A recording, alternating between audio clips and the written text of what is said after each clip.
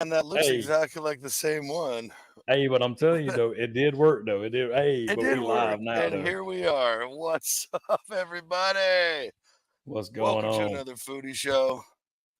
Let's get all the business out of the way. The That's Sunday right. night foodie show from the Dude Network, John Z, and of course the segment Soothsayer, the That's Samurai right. Smoker Fried King.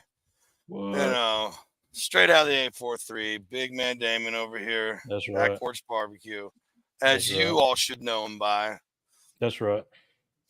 But hey, how's it going, man? How was your Good. week? How's the Good. weekend? Hey, the weekend was good, man. We took a little day trip yesterday. We went to a Brazilian steakhouse yesterday afternoon. So Ooh. today I really could have been a vegan today. How? I ate a bunch of how Grills was saying he was in Australia and he had so much red meat. Oh yeah. That was me yesterday. I had so much red meat. I was like, yeah, I could just be a vegan today. Yeah, I'm cool with the salad. Like, let's just Yeah, get some salads roll. for sure. Right. What Oh about you, man? man. Ah, half busy, half not. Today's Yeah, been slow. Yesterday we got a bunch of stuff done. So well, that's yeah, good. little That's what it's cooking here about. and there. Hey, Oh, nothing like the weekend. Just like nothing like the weekend to just take it easy, man. right.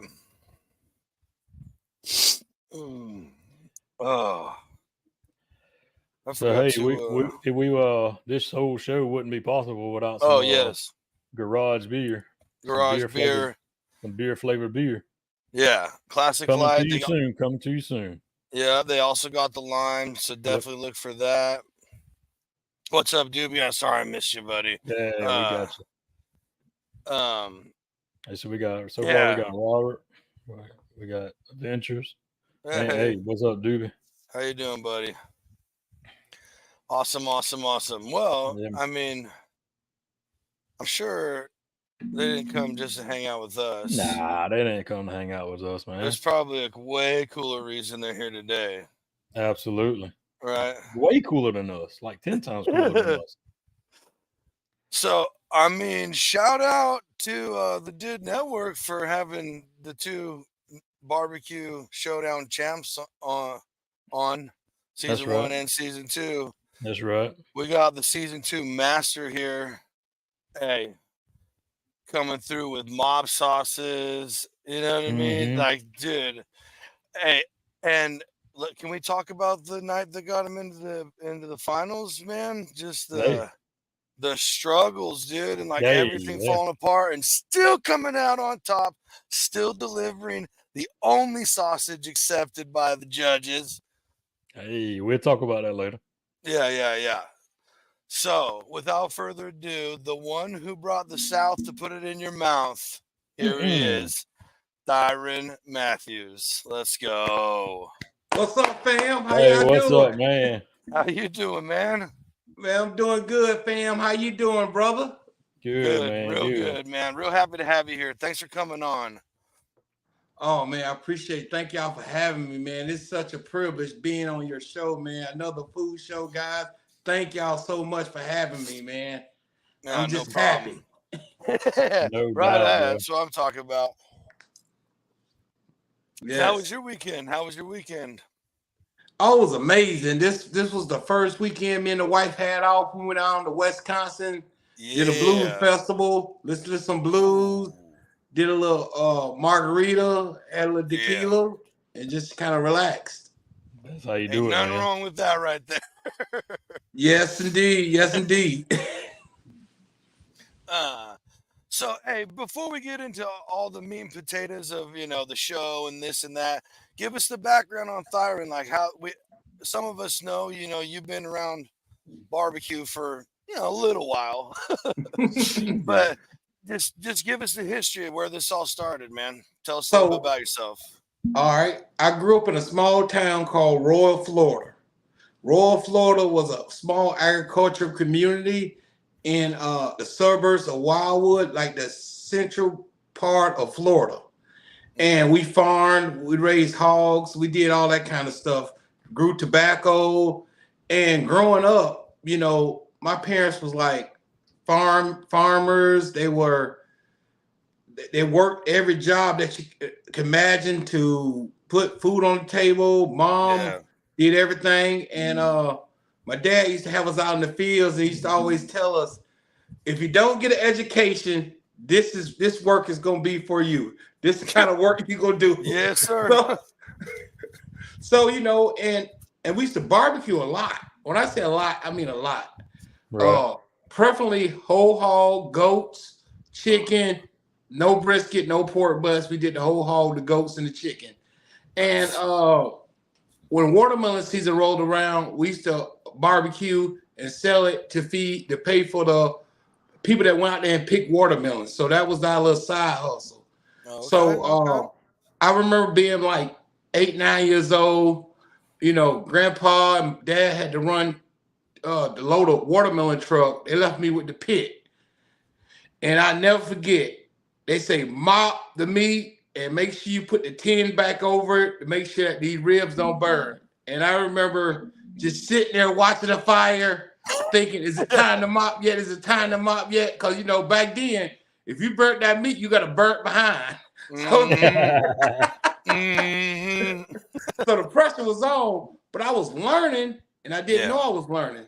So fast forwarding to my high school football, I started playing high school football, which all state and weightlifting, excuse me, all state is track put and disc, and I began to just show great promise in football.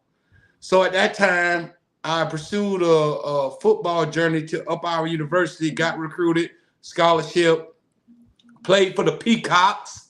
Let's Up Our University. Shout out. Yeah. Peacocks. So when I was playing for Up Our University, played defensive line, switched over to O-line, left tackle. They needed somebody faster.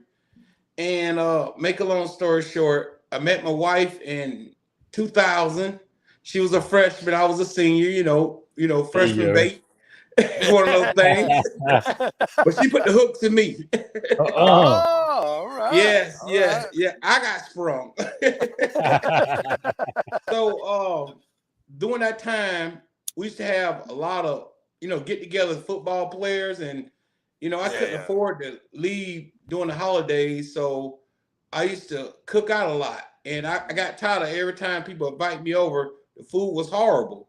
So I started cooking out for the crew, cooking out for people there, and people like, man, this is amazing. And this stuff you put on the meat is amazing. And I started barbecuing, and people heard about that. So they started saying, hey, T, can you cook this? Can you cook that? And by that time, I was working at the sheriff's office, and I just started cooking for like little parties. Charlie Daniels came into town for a concert. He wanted some Southern barbecue. So I got called by promoter back in 2004 or 5, and they said, could you cook? Could you come cook for Charlie Daniels? And we got this grill. So the grill they had was like a gas grill, kind of, So I had to make it do what it do. So I did what it did. I still mopped the meat, did what I had to do to make it south, bring it south to their mouth. Charlie loved it. Cooked for 38 Special, cooked for David Allen Coe. Let's go. Yes. That's awesome, man. Just that same venue kind of situation called me up, and I wasn't making no money. I just wanted to cook, one of those things that they knew I was that guy that'll come cook the food and work all day, and they don't have to pay me nothing because I just enjoy cooking. I didn't start charging till I met Bridezilla. I was doing a wedding, me and my wife, just for friends, and this was a friend of a friend. This wasn't really a friend, it was a friend of a friend. They wanted me to come cook pork loins, and they wanted me to come cook pork loins for them. They had by then I had a pretty good sized smoker, so they wanted me to cook like 24 pork loins. So I cooked the pork loins, and Bridezilla said, you're gonna slice those loins to order. And I'm like, what? Okay. I'm not getting paid. And she just threw a meltdown. So Me and my wife slice loins as people walk by to order. You want 3, sir? You want 4, sir? We decided then, I say, I'm charging for now. So I got my insurance, got my LLC, got things of that nature. And that's how we became, we was already TNT, but that's how we became official business, through Brazilla. Thank you, Brazilla. Appreciate Yeah. that. Shout out. Shout out. That's wild. Yes. And I got 3 beautiful children, a beautiful wife. I got 2 kids that's on their own, and 1 son in the house, Dallas the pit master. There you go. He's 16 years old. He can cook pulled pork, brisket, pork loin, chicken, beef ribs. The guy's a monster. I mean, he's learning from one of the best. Hey, thank you.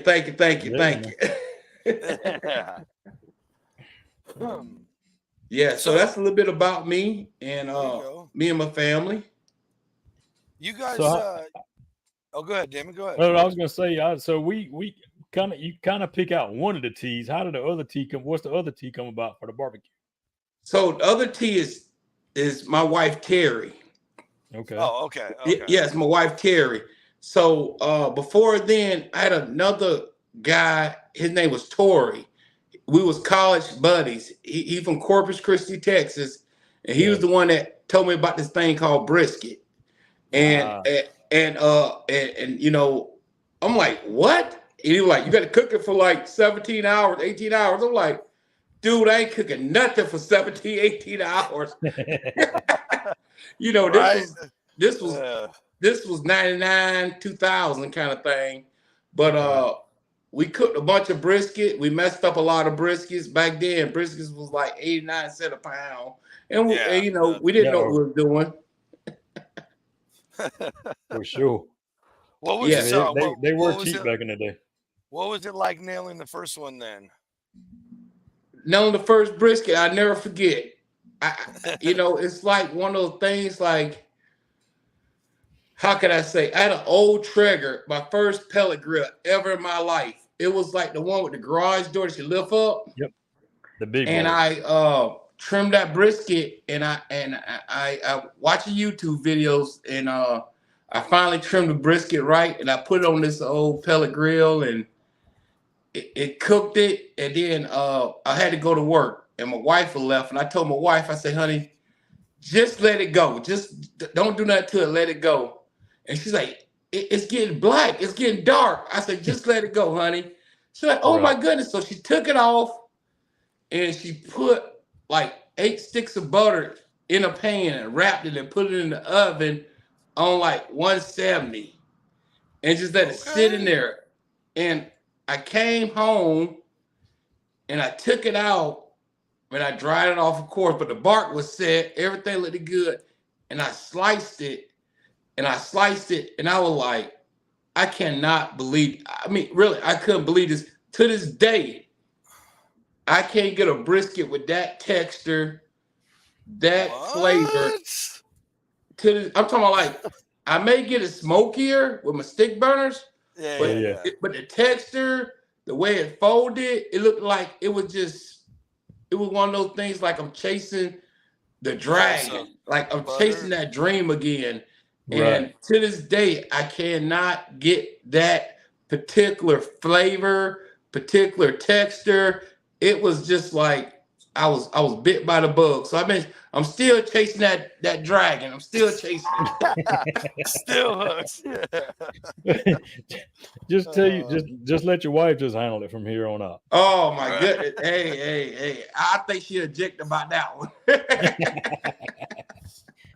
That's what's crazy. I had my wife watch a brisket for me, and it finished like a couple hours before I got home, and she pulled it off for me, and I said, put a couple of spoonfuls of tallow on there, honey, please.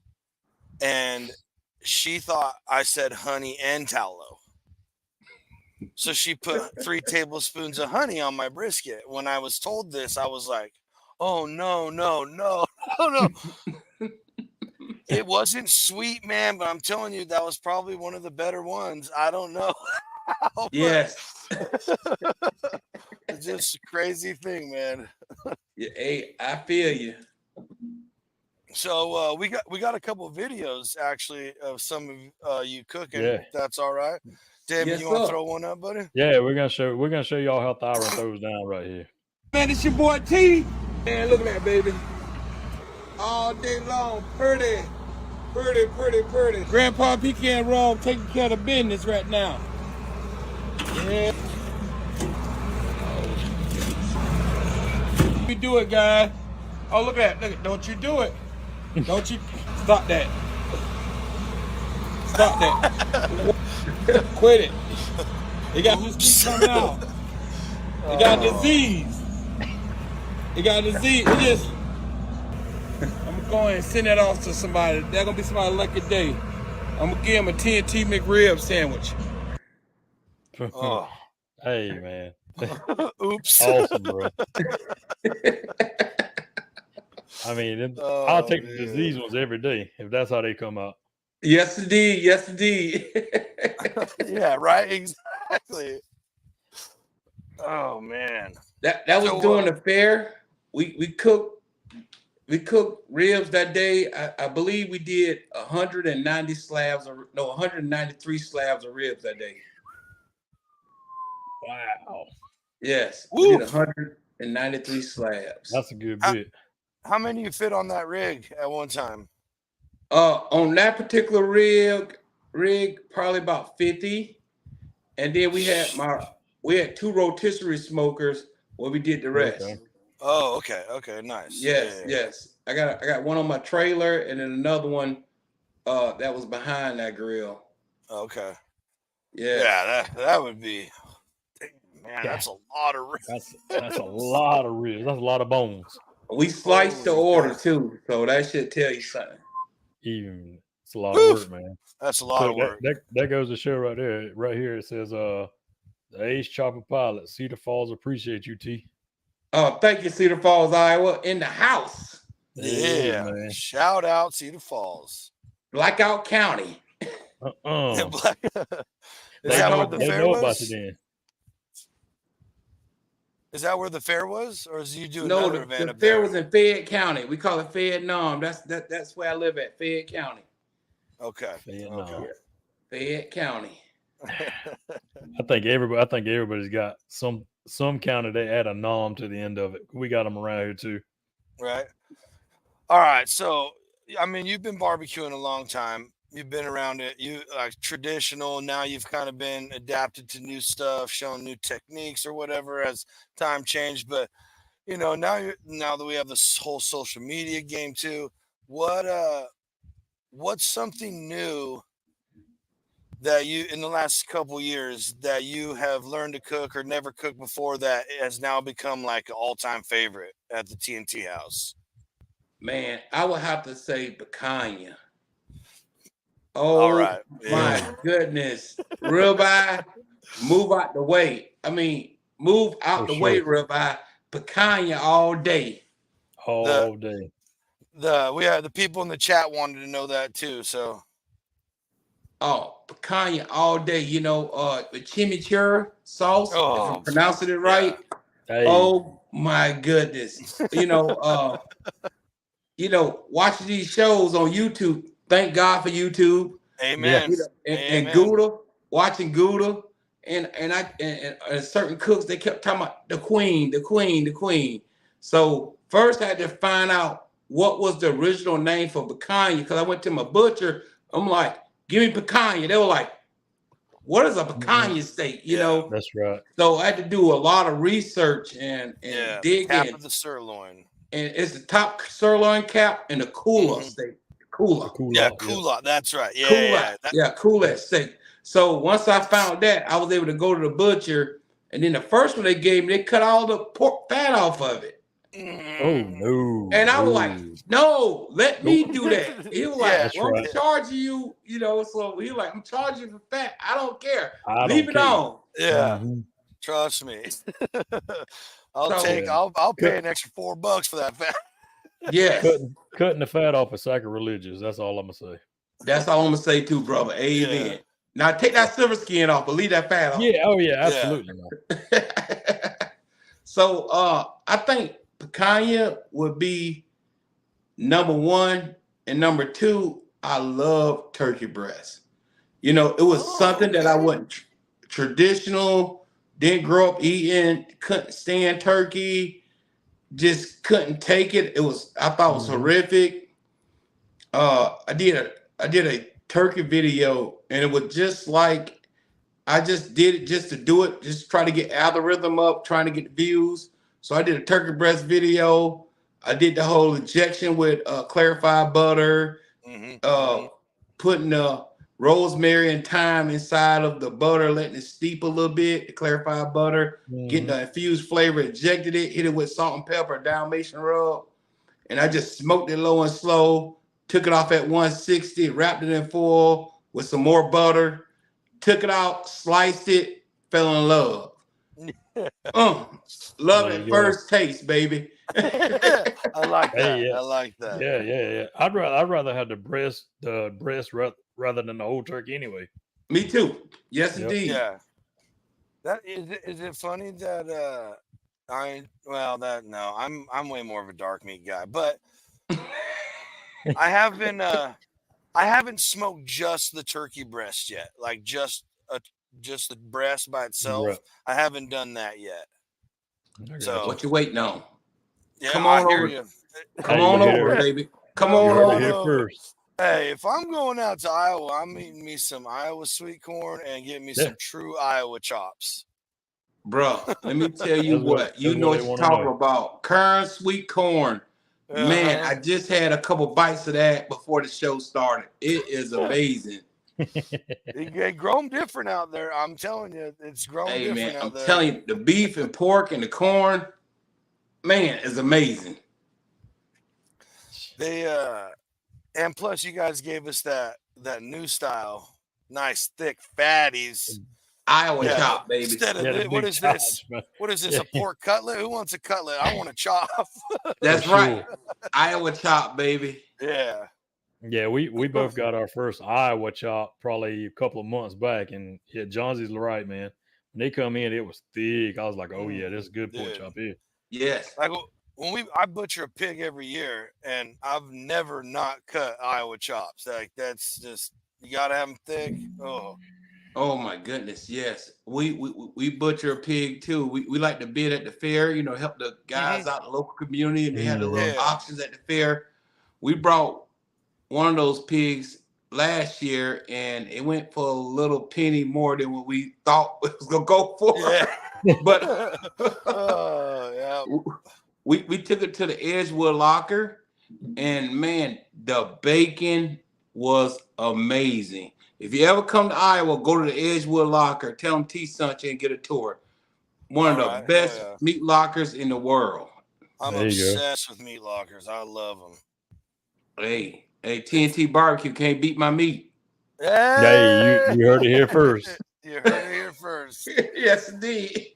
Hey, so real quick, we'll talk about some of those plaques you got sitting behind you with all them years and. Okay, what's up with all the awards back there, buddy? So all right. So 2018, the trophy there was a local barbecue we had in town, and I went there just a one-man team. My wife was working, so my buddy that just had knee surgery, he helped me, and we went there, and that was we won everything but brisket, and so the next year we came back in 2019.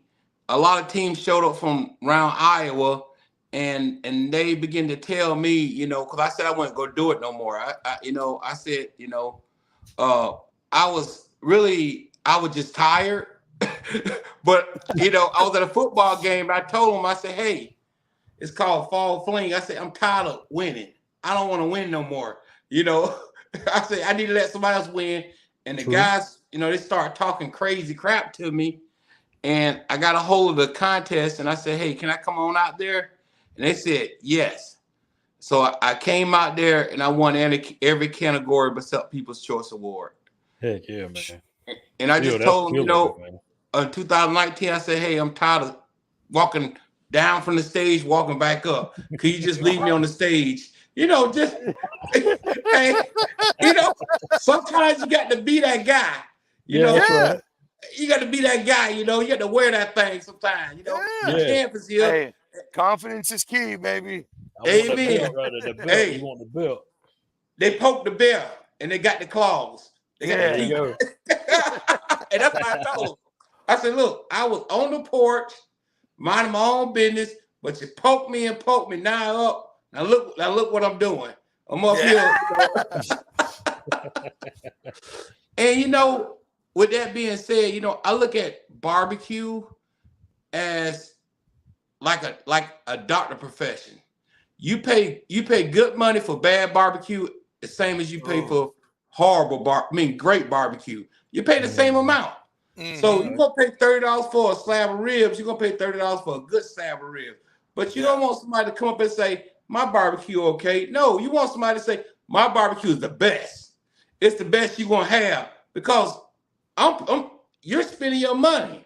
I'm not out here trying to do a half-done product, a horrible job. I'm out here giving you my blood, sweat, and tears. So with that being said, I'm gonna have confidence in what I say, and say, "Hey, I'm the baddest mofo around when it comes to barbecue." I'm gonna go Ric Flair on them. Woo! Yeah. To beat a man, you got to beat the man, kind of thing when it comes to barbecue. That's it. But it's a lot of humble pie and barbecue. Hey, I don't care how long you've been cooking either. No, it don't matter. It don't discriminate. Man, let me tell you, I was at a cooking event and my smoker, my line I got, it could not get past 210 degrees.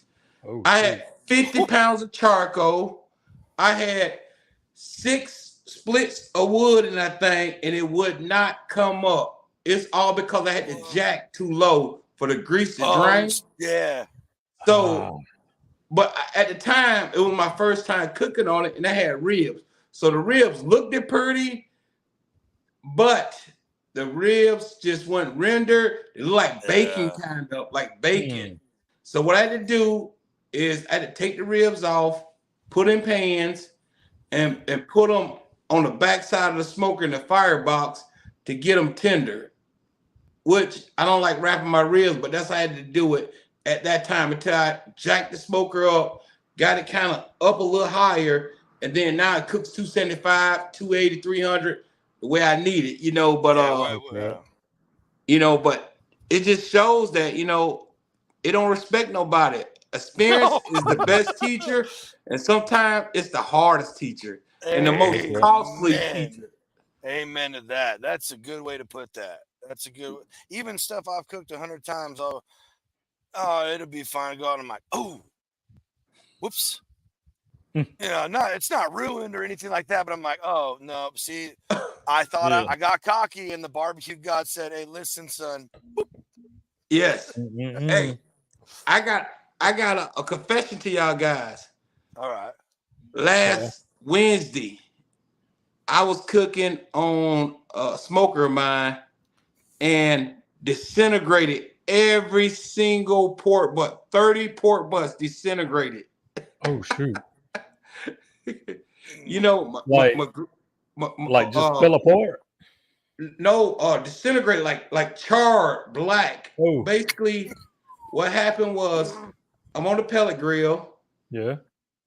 And I lined it with aluminum foil, but my son, we didn't smooth the aluminum foil out smooth enough, so the grease just built up in this big old puddle. Oh no. And you know what? Grease and pellet grills don't go together. Woof. It was hot, and as soon as you open the door, woof, close the door. Yeah. You can see it open the door, woof, close the door. So you just close the door down. An hour later, pull the plug, pull the cord. Hour later, now the fire is inside my hopper. Oh Holy crap. no. Hey, hey, it look easy, but it's not. That's right. Yeah, right. You know, so it's like you say, adapt and overcome. Yeah, For sure. You know. so, hey, Hey, real quick, speaking of ribs, yeah, our buddy right here, Big K wants to know, Big T, spare ribs or baby backs? Spares all day, baby. Spares all day. Let me tell you why. Because you can cut those spares and make them St. Louis. You can sell the rib tips, and you can sell a half slab for 20, another half slab for 20, and the rib tips for 15. All day, baby. And they're juicy and moist, and they hold better. You get those loin back ribs, you know, they don't hold like, especially if you got a warming cabinet, they either dry out or they fall apart or you know, it's just. But the key thing to barbecue and selling barbecue is leave that membrane on. That membrane, it's a safety. So if I was to take my membrane off my baby backs and hold them in that warming cabinet for about 3 hours, I have pulled pork here after 3 hours. So the membrane helps to hold that meat up on that bone a lot better than if it was off. So I leave the membrane on my ribs for that. And to me, it also keeps the baby backs juicier. Because I keep my baby backs to 190 internal temperature. But those spare ribs, they retain moisture. They're a lot meatier. And the thing about, they just have a better mouth feel to them. That's just my opinion. They come off the pork belly. They come off the bacon. Exactly. It's just more fat, more flavor, baby. Plain and simple. For sure. And that's my thing. We're big, like, especially me and my pops, we're big pork guys. We love pork, and I love ribs, and I love a good pork loin, obviously. Good. That's where your pork chops come from. That's exactly what they are. The only difference is they left the bone on, they sliced it. You know, like we all love them, especially when you start realizing exactly what cuts are. You're like, oh, okay, and I guarantee people you'll be into trying more things. But what he said is the most important, in my opinion. The spares come from the belly. Yes, and everybody loves bacon. And we all know, well, I mean, I've met a few people lately who don't like burn ends, which blows my mind. But, you know, everybody has their faults. It's all right. But no, it's just, like you said, more fat, more flavor. And, you know, there's just very little fat on a loin back rib. Yes. Yeah. So. Yes. I tell you, to me, the best way to cook a spare rib is in a barrel cooker. Hanging, huh? Or hanging right up top. Hanging. And if you could get that thing cooking probably about 310, 315, and throw some real strong wood in, like a mesquite wood or a hickory chunk, and cook it for about, I would say, hour and 45 minutes, because that's what they're going to cook when it hangs. And then take it, wrap it in foil, and put it in Cambro, and let it rest for 2 hours, 3 hours, and slice it when it's like 145, 147. That's the best rib you'll have in your life with very salt and pepper, or seasoned salt and black pepper. That's it. You know, you don't want to do too many sugars. Just a seasoned salt, black pepper. Man, especially Morton seasoned salt and black pepper, it makes those ribs do something special in a barrel cooker. Take my word for it. Yeah, that's one thing I have not used as a barrel cooker yet. Yeah, me either. And I really want one. I want one. Yeah, because of how they talk about the fat smoke too from the drippings, and that comes back up and hit like that. I'm sorry. I know everybody says stick burner's king in barbecue, but that has to put so much of an edge on your flavor profile, having its own fat drip down and smoke back up at it. Oh my gosh. Hey, bro, Yeah. I can say amen. I'm a believer. I wasn't a believer. I went to California and I'm sitting there with my boy Rick from the meat stall, and he had a UDS he built, and we just did it for the first time. And them was some of the best ribs I've ever had in my life. I was like, whoa. It was just like, and I don't know how to say this, like, was it just different that made it whoa, or was it the fat dripping? But it was like mind blowing. So yeah, I'm just gonna leave it at that, man. It was amazing. You talking me more and more into one, right? Which is, see, so I got that contraption coming from our buddy in Texas, right? And I've also been thinking about not just a whole animal, but using each arm to hold other things. That's true. Why couldn't I wire up a couple racks of ribs and essentially do the same thing? Yeah. And hang it. Yep. Yeah. Kind of like on the freaking the metal dome open fire thing you guys had to cook on. Oh my! Hey, don't talk about that. I get PTSD. I was gonna say we ain't got into that yet, but it's coming. I can see it all over his face. Though. Oh my goodness! I thought you were gonna make me happy. You bring back that dog. Bring back that doggone the trench. The trench kind of PTSD. But you, dude, I want to punch the camera now. I'm just playing. What's crazy, dude, is like if you go back and watch it, and all the times where like something falls or this happens, and you turn around immediately, and you're like, oh yeah, I would quit too. And all you're doing is walking back to go get something else to just jump right back in the mix. Yeah. You didn't even miss a beat. I would have, dude. I don't know if I could do a show. So we're transitioning to that. Tell us about the journey from the backyard to the Netflix Great, show. Damon. Great question. Oh my goodness. So when me and my wife filled out for the application, that was the hardest application because I had to put my feelings on paper. So like they had a simple question: what do barbecue mean to you? And then my question would have been, I love barbecue. I love barbecue. My wife was like, no, honey. What? She went Dr. Phil on me. No, honey. What do barbecue mean to you?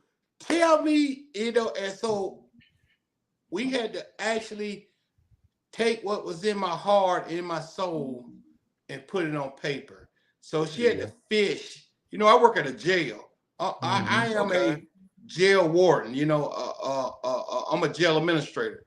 Yeah. So a lot of times, I wear my heart on my sleeves, but sometimes when it comes to personal stuff, and barbecue is personal to me, it's kind of hard to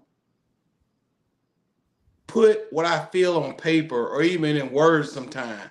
So my wife had to sit there with me and kind of use her degree in psychology on me and just try to like have me to talk it out, and then to put that on paper.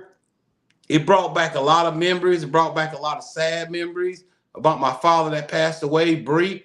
The barbecue sauce named after my dad, Bree, his nickname.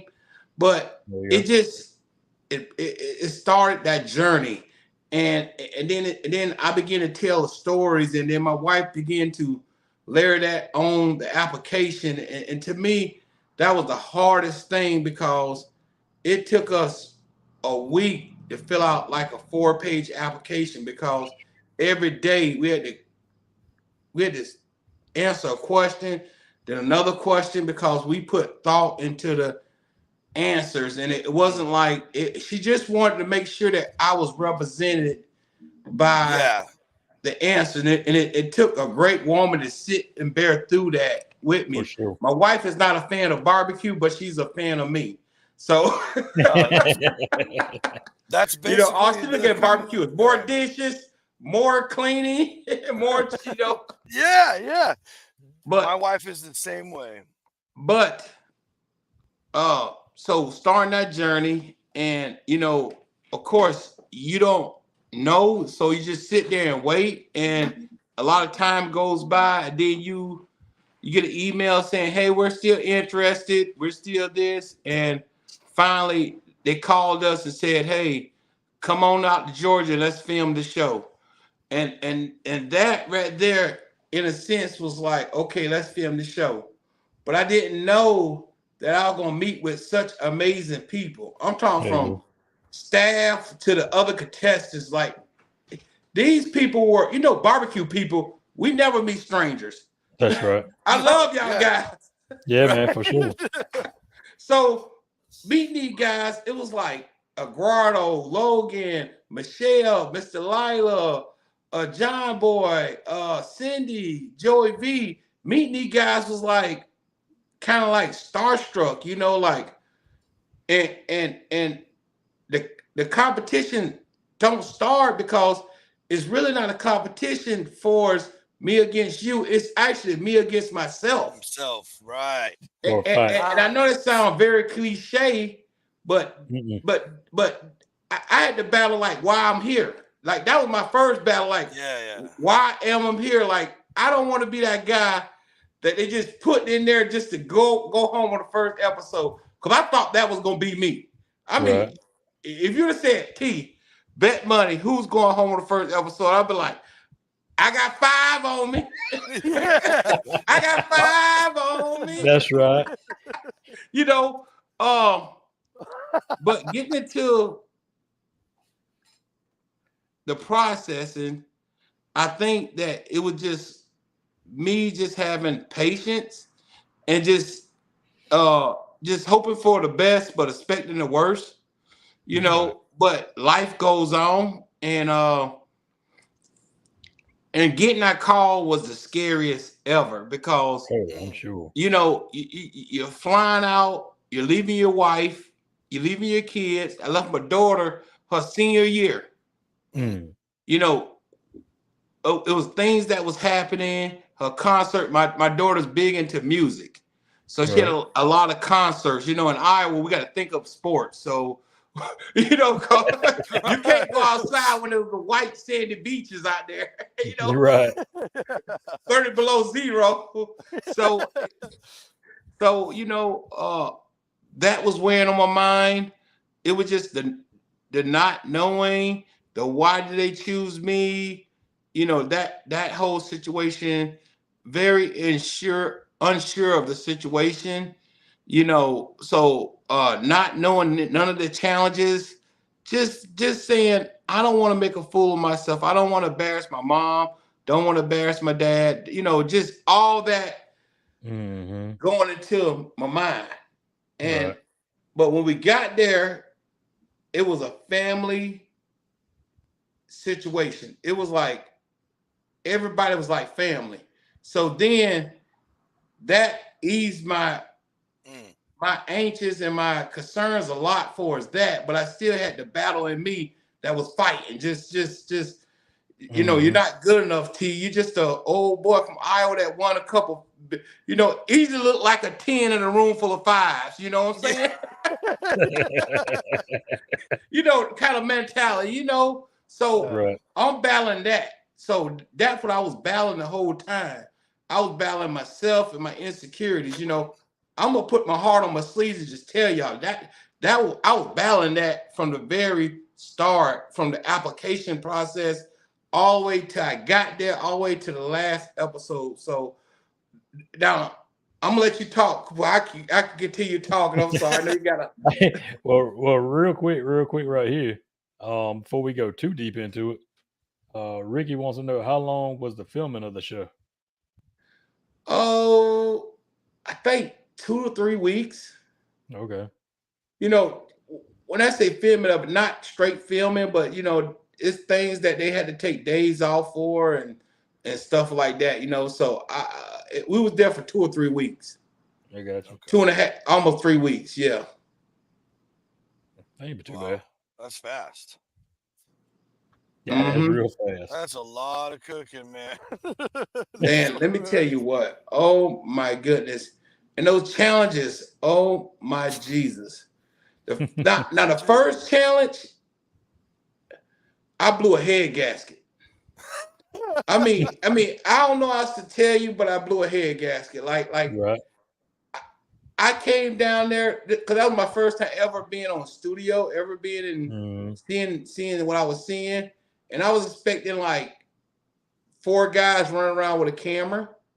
You know, No. I would expect 12 guys with the camera in your face like this. Yeah. But did that bother you at all? The cameras being in your face, did that bother you? Yes, until I got tired. Then you just didn't care anymore, huh? Fatigue makes a wimp out of you. Fatigue, you know. But I walked down there, and the clock is for real. They tell you the rules. The clock starts, and my mind just go. and then, you know, because it went through adrenaline, I got so excited, and then when it left, I was like, and thank God I grabbed those beef ribs. Yeah. I grabbed those beef ribs because I said, wait a minute, I need a protein that I know I can nail. I know I can nail every single time. I can do beef ribs on anything that's out there. So I did those beef ribs, and they saved my butt on the first episode. I was so grateful. But those burnt biscuits, let me tell you something, bro. I thought it was the end of the end when them biscuits burned. Them biscuits burned. That was just like me burning. I was crashing and burning along with them biscuits. Right. I say how, and I know you think about it, you be like, they're biscuits. Yeah, no. But to me, it was like the end of the road. Like I was waiting for somebody to say, you know, at the end of the road. You know? I accepted it. You know, I was just like, and when they said I made it through the first episode, I was appreciated of the beef ribs. I appreciated just having another chance to prove myself because I knew I could do better. And that was and that's when I kind of start trying to get over the nerves, get over my feelings, and try to lock in. Yeah. Now, I can honestly say I never locked in until they brought that refrigerator out, that deep freeze out. That's You know, when they brought that deep freeze out, I think it was the 4th or 5th episode. Yeah, was it the 4th? Like that, yeah, the 5th episode. When they brought that deep freeze out, because the second episode I won the Spice is Nice, correct?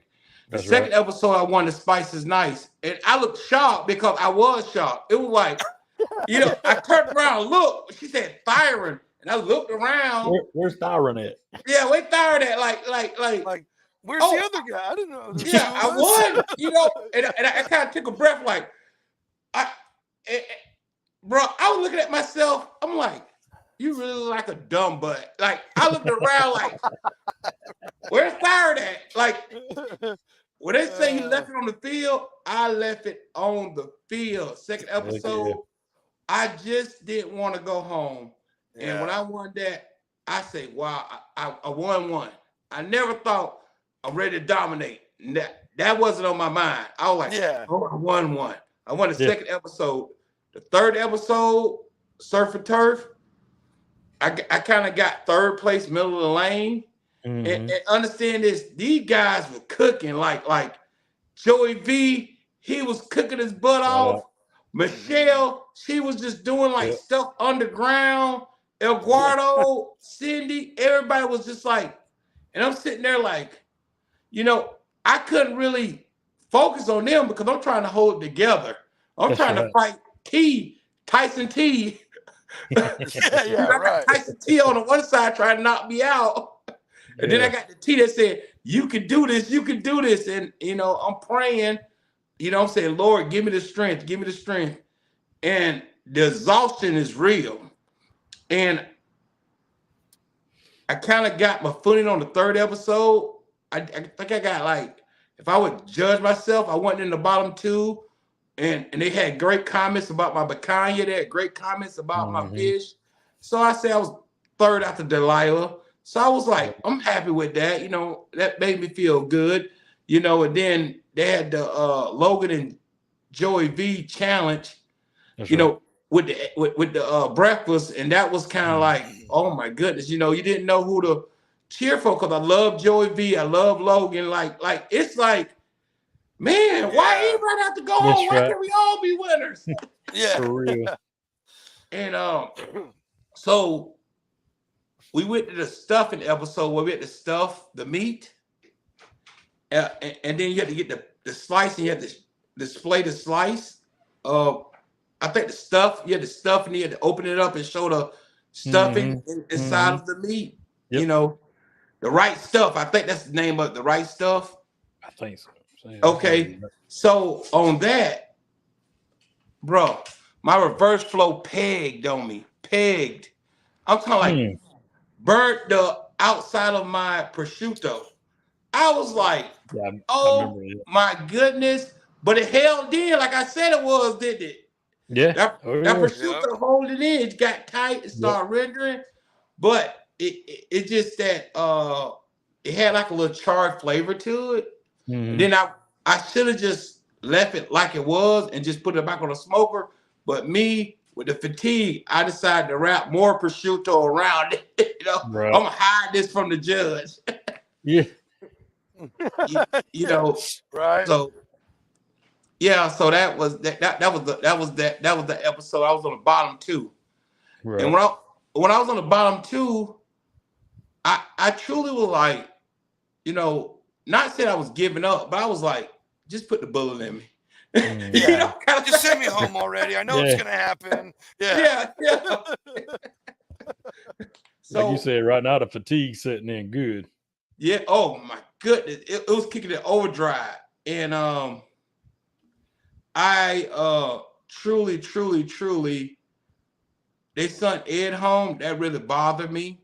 El Grotto was a great guy. Ed was a great guy. A killer cook, man. Yeah, he's killer, man. Great, I mean, outstanding cook. Yeah. I actually shedded tears. Like it was like him and Joey V going home at the same day. I was like, wow, this is emotional. And that's what you got. Your emotions go up and down like that. So I was happy that I was still in the competition, but I was sad that I seen two of my buddies go home. That's right. So the next episode was Another Man Junk is Another Man Treasure. When they brought that deep freezer out, and I got to choose that deep freezer, I said it. I said, "Oh my goodness!" Oh yeah, they called you out for it. God has smiled on me. and the thing about it, because I grew up cooking in those types of contraptions. Like I'm a country boy. Nothing went to waste. Nothing goes to waste. No, sir. You know, at one time I had a deep freezer, a stand-up deep freezer with a pellet grill hoppers shoved inside of it. Oh heck yeah! Dude, I got a buddy who has this big. I don't know. It's like I think it was a big old warming box or a big old commercial electric smoker bottom thing. He ripped all that out and plugged a hopper on the side of it, and he's got this huge cabinet pellet smoker now. Yes. See, adapt and overcome. Yes, sir. So I chose Humble Meats to represent, like Iowa represent the pork, but and the oxtails represented Royal Florida, where I'm from. There you go. Because you know, I grew up, oxtails was like 45 cents a pound, 20 cents a pound. Yeah, they gave them things away. Yeah, it was nuts, now they up there with the ribeye steaks. That's absolutely. baby, can we get a loan? I want to buy 10 pounds of oxtails. Yeah. Yeah, you think the bank will give us a couple grand? I need to buy some oxtails. Yeah. So It's crazy. I do the oxtails. Now I understand that you had to pull them off the bone. I never smoked oxtails a day in my life.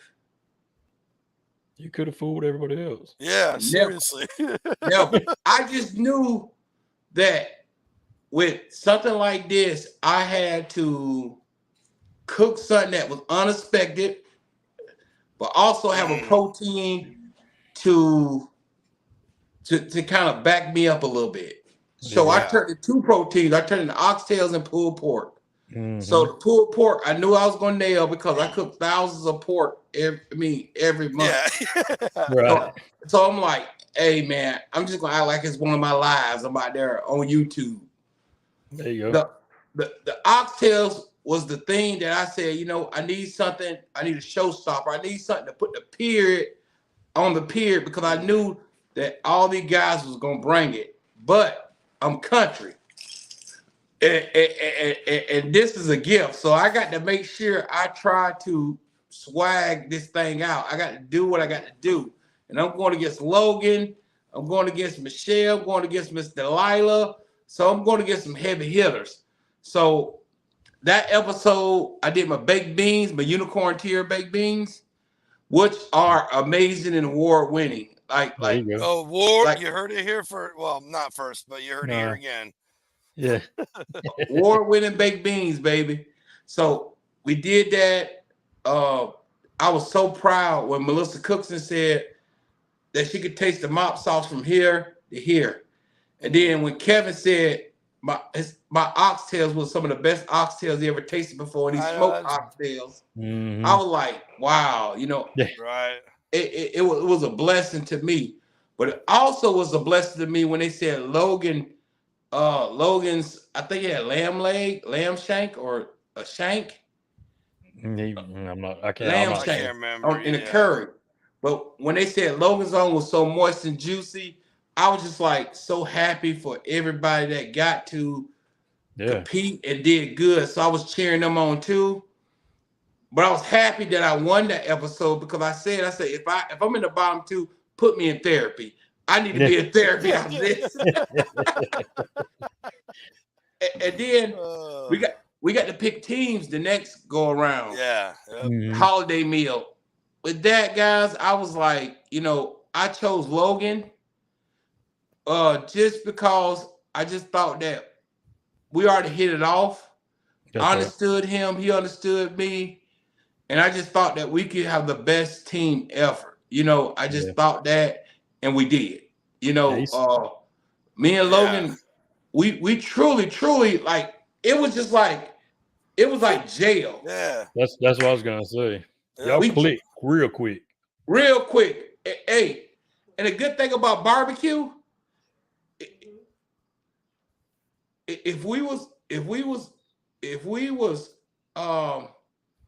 good thing about barbecue, if we was walking by each other and didn't know each other, me and Logan probably would never met. Right. Sure. Me being an old country boy, good old guy, and Logan being a city guy, we were never met. But I thank God that me and Logan was able to just connect the way we did and got together. That was amazing. And man, we did a good job. Any questions? Hey, yeah, I mean, I ain't want to bring up the sore subject, but you in the whole thick of it now. I mean, so you might as well let us know how intimidating was the trench. Man, the trench. Let me tell you something. The trench is intimidating. Like, for instance, like from a scale 1 to 10, like a 10. Like. So it's like a fish out of water. Give me a lane smoker. Give me a Weber kettle grill. Give me a pellet grill Traeger. They put you in that trench. It's nothing I ever did before. Dude, when they filmed this show, I think it was January or February, it snowed everywhere in Iowa. We ain't playing in no sand. You know what I'm saying? Like it was just like, it was one of those things that we had to do, and I dreaded it. Like, oh my goodness. That seventh episode when they said we had to cook everything in the trench, I was just like, oh my goodness. Now that was the tightest I've ever been in my life. Right. Man, especially when my meat dropped with them swords. Mm-hmm. I mean, my heart dropped, everything dropped. I was just like, there it is. What's I'm done. next? Shit, yeah. What's next? I'm talking no confident. My sausage dropped in the fire. I mean, the trench, it was just like, it was designed to try to test your soul. Because you have to endure one mistake after another mistake, after food dropping in the sand, the sausages dropping in the fire. I sat there with holding the sausage over the fire like this, saying, oh, hot, hot, hot, hot. You know, because, hey, but the thing about it, and then I get to the end, I had my Zupa soup, the soup I made. Yeah. And I went to pour it in the bowl and it spilled all over my station.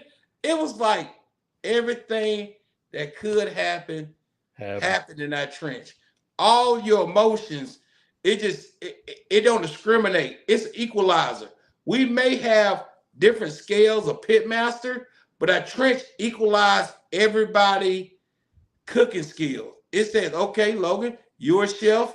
Okay, Michelle, you got this culinary art background with Traegers. Okay, T, you like stick burners, you like this.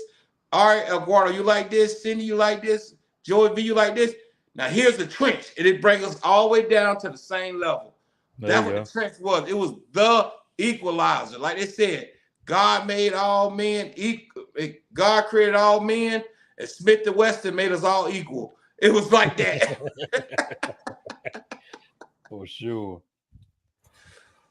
So, well, yeah. Well, real quick though, what was it like after all that? Then hearing you made the only sausage acceptable on the show, and Kevin said it was one of the best sausages he ever had. Like that, man. So, to me at the time, now I feel very joyful about that sausage. I feel like it was just. I felt like it was music to my ears, like, you know, I did that, you know, but I had confidence going into it because I know I can make sausage like the back of my hand, but doing it in the trench is a different situation. Doing it in the sun was a different situation. So it was just like I made it, I did it, I made it, you know, it's like, all the adversity, everything, I did it. So now when I see it on television, it hits me all of a sudden that you did that, T. But fatigue gets in your way of knowing what to be proud of and what not knowing to be proud of. Because when he said, you made the only sausage, I was like, yeah. Okay, all right.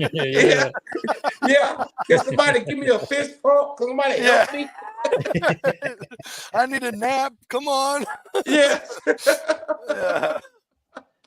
Oh man. But now it's like it's humbling, but it's also just giving me a reassurance that I'm heading the right direction, that I am doing things right, that I am putting the right flavors together to make a great product that you know, and I think I'm proving to myself now that I am worthy of selling barbecue the way I sell barbecue, that all this hard work, all my family heritage, all the things my ancestors and family went together on this mop sauce and things of that nature, that all their sacrifices have brought me to this time and place, and that I did represent them in a positive,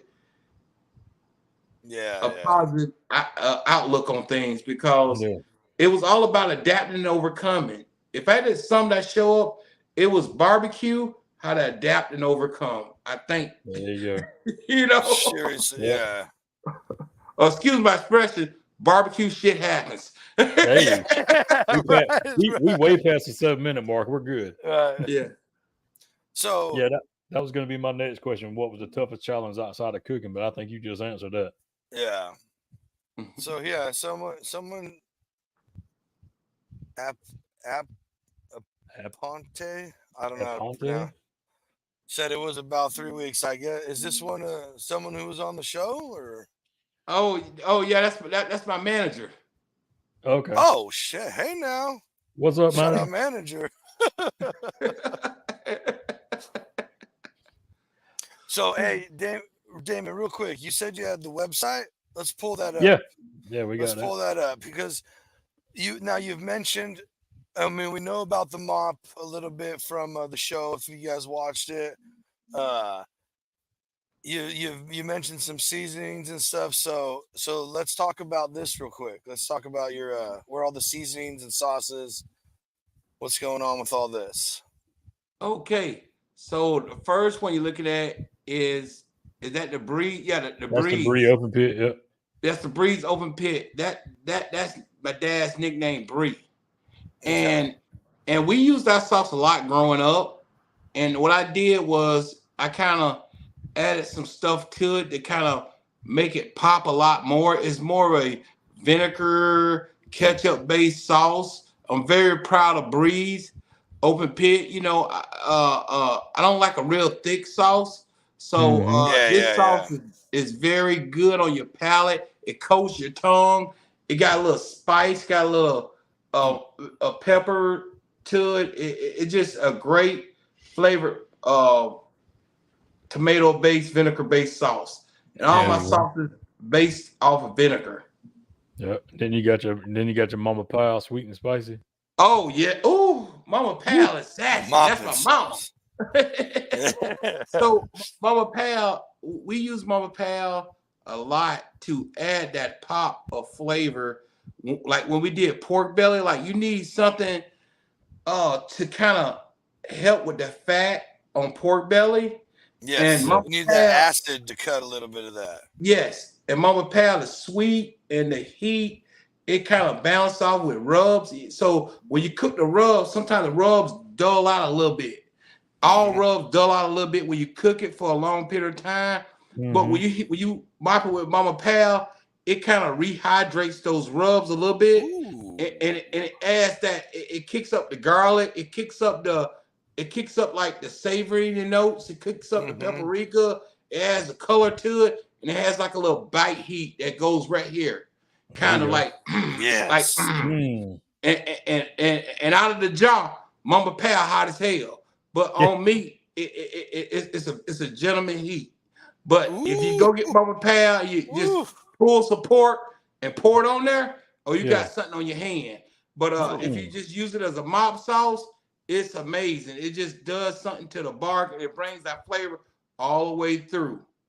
Okay. There you go. Oh, okay. Then you got the OG TNT mop sauce.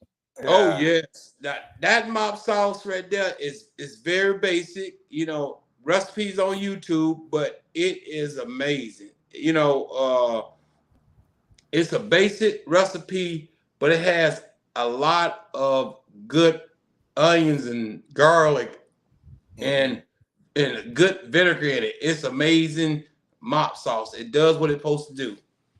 There you go. Then you got two rubs. We just pulled up one picture here. You got the Grandpa's pecan and the all-purpose. The Grandpa's pecan, man, Iowa chops is made for Iowa chops and ribs and pork. All thing pork. You got to get the pecan rub. Pecan. I'm saying pecan, not pecan. That's right. It's pecan. It's pecan. It's pecan. You got to get the pecan rub. The color, the flavor, it don't have a lot of sodium in it. It's just amazing on pork. It is a pork lover's dream. Iowa chops, it'll do something to an Iowa chop. Heck yeah, man. Well, and AP rub, that is very powerful. AP rub, I wouldn't put it on pork. I would put that on beef, steak, grilling, chuck roast, finishing stuff. That's why I put that on. There go Mama Pal. There you go. All right. Yep. Mm-hmm. That's my brother Byron, my brother Thyron, and my mom Pal. There you go, man. Hey, man. Good stuff, family stuff, man. Right. That's cool that you made your old pop's sauce into one too. The breeze. Yes. That's a cool. I love stories like that. Yeah. You know, my dad is so special. You know, he was that guy. He was the man of a man. If you look at the dictionary on the man, you will see my dad sitting there with his shirt off saying, "Boy, you better listen to me." And I had one of those dads, when he tell you to jump, it was on the floor, on the roof, or on the ceiling. Which one, Dad? He was that daddy, but he was that dad that when he told you I was proud of you, you thought that the Pope anointed you. I mean, because There you go. he was all about just do right all the time. You don't have to worry about bad things happening. You know, Nice. you know that, and my dad all about integrity. Like, if you're gonna do it in the dark, it's gonna come to light. So he always told me, son, be yourself. Son, be yourself. You know, and you know, you struggle with that coming from down south to the Midwest. You know, glad the gold teeth. I had all that stuff going on, and you struggle with being yourself sometimes. But my dad always reassured me, you're good enough. You know, be yourself. And just being myself has taken me a long ways in this world. Right. And I continue to be myself. And I thank God for that. You know, I thank God. So that he means a lot to me. Right on, man. So coming from obvious several time champion of different things, what's the one thing one solid piece of advice you'd want to give to someone starting out in barbecue that they don't get discouraged, or whatever nugget you want to leave with the newbies? So I'm gonna say a statement. Yeah, that's whatever. Yep.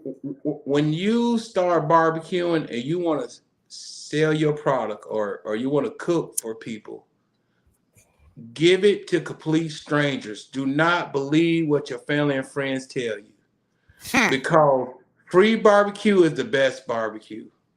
Right. So before you jump out there and spend your life savings and get you a $20,000 smoker and start spending your hard-earned money, please get some research. Let people taste your barbecue and accept their honest opinion. Do not go out there, because it benefits me.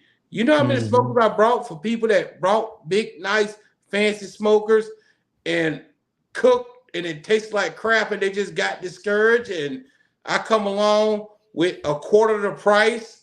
I paid $10,000 for the smoker too. You're trying to offer me $1,500? What is it doing in your yard with weeds around it? You know, Going to waste.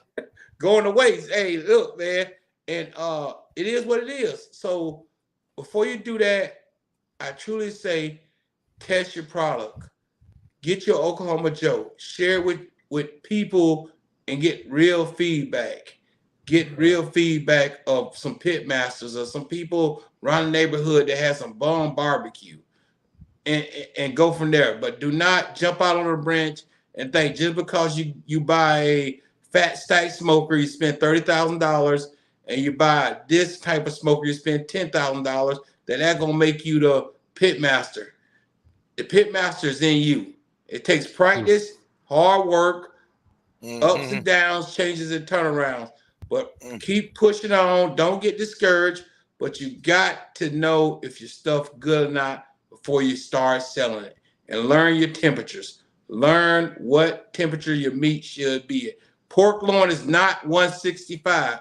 Pork loin is 142. Wrapped in aluminum foil, letting it rest. It goes up to 145, 146. It comes down, slice it at 140, 138. And it's the best pork loin ever. Plain and simple. Learn your temperatures, learn your briskets, learn YouTube, Food Network, study your craft so you can be better. Plain and simple. Yeah. Speaking of YouTube, yo. Oh, come on. There Your it is. YouTube. If you go through, you've got a lot of stuff you just talked about, just like right here. How to smoke an offset brisket on the pellet smoker. Oh yes, sir. I mean, you got all kind of instructional videos right there. You can follow it all right there. Yes, yes. Go check me out, brother. Hopefully I can teach you something. If I not teach you what to do, I can teach you what not to do. True. Hey, I can teach some of that too, for sure. Definitely don't do this. Yes. Oh man. So we're getting pretty close to where we like to wrap it up, but we got enough time for a few more questions. Have you done any of the trends on social media? Tried any of the barbecue cooking trends at all that pop up? Yes. So I consider myself, if you look at some old articles, I call myself like the prodigal son of barbecue. Because I was that guy trying every trend it was: the butter, the foil, the sticky rib, the sweet rib. And my mom came up here like 5 years ago. She said, "Boy, quit all this crazy stuff and let that meat stay on the smoker and mop it with this mop sauce. Trying all that crazy stuff, putting foil on ribs." And Uncle said used to always get mad at me and cuss me out. Yeah, man, if it's out there, tallow, butcher's paper, everything. I done did it. It don't matter if I'm gonna still do it, but I got to stick with what's worked. So, Yeah. but I'm gonna still follow the trends. Yeah. Has there been any that surprised you that you're like, oh, this is actually a pretty good hack or anything like that? Oh, the 4-boat method by Love that Chud's one. Barbecue. Yeah. The 4-boat method is a monster. It is absolutely a game changer. To me, Agreed. it's the best of both worlds. Yeah. 4-boat method and smoked beef tallow. That is amazing too. But Yes. to me, the 4-boat method is the one that sticks and gonna stick and gonna continue sticking when it comes to cooking brisket. I'm telling you what, it does what it does. Yeah, Okay. and being able to leave that exposed for the bark to just keep getting heavy that's why I like it, because I'm a no wrap guy on almost everything. Okay. Yeah, I don't wrap anymore. So you roll fat up or fat down in the boat? Well, if I'm using my stick burner, it's fat up. Pellet grills, fat down. Electric smoker on the top racks, fat up. On the bottom rack, fat down. I love electric smokers. Y'all, that is my mistress. Okay. Like that's my side chick. Yeah. There you go. My love for electric smokers is my side chick. I like the Masterbuilt electric smokers. I like I don't know what it is. It's just the mystique that I'm doing. And I know how to get a smoke ring on an electric smoker. Say it for the people in the butt. Right. I know how to get a smoke ring on an electric smoker. There you go. I got a video actually. You look up #fake smoke ring, my video will come up. Oh, that's hilarious. What you got, Damon? Hey, so in the household, you said your wife wasn't a huge barbecue fan. So what's a typical weeknight meal in the TNT house? Man, we eat a lot of red meat. We eat a lot of man. I bet you I got some cows out in the field protesting tea. I mean, with signs on talking about cow lives matters. I'm telling you what, man.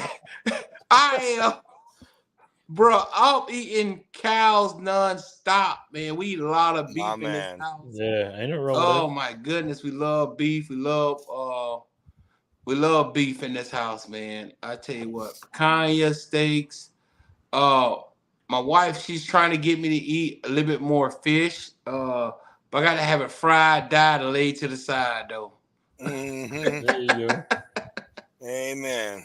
Love me them beer battered fish and stuff like that. Ooh. Oh my goodness, yeah. So I like stuff like that, you know.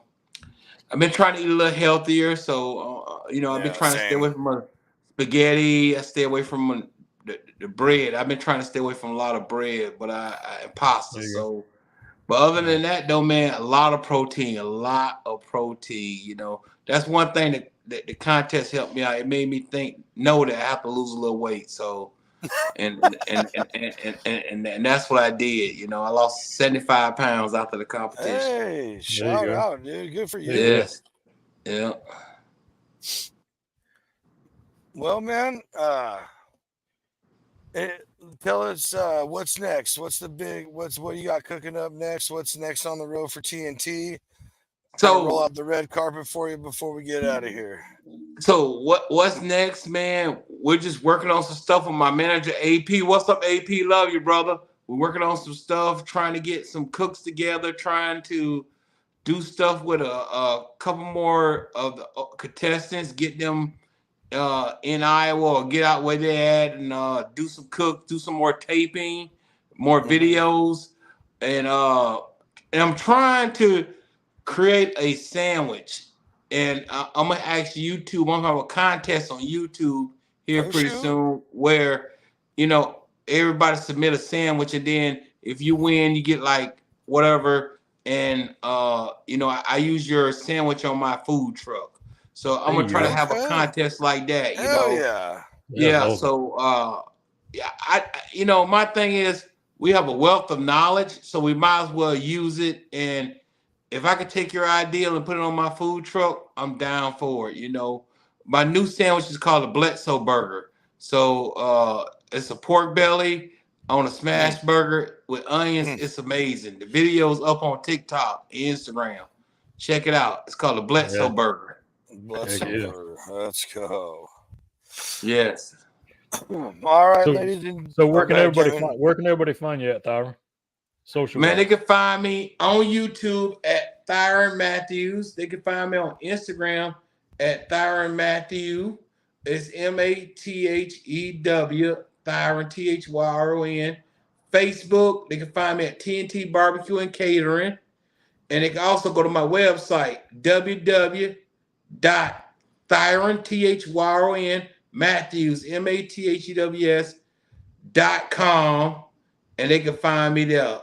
So, man, comment, subscribe, man. And look, I'm gonna tell y'all guys, y'all two guys are amazing. Y'all made this so easy. Yeah. I mean, for real, it's like I've been knowing y'all guys my whole life.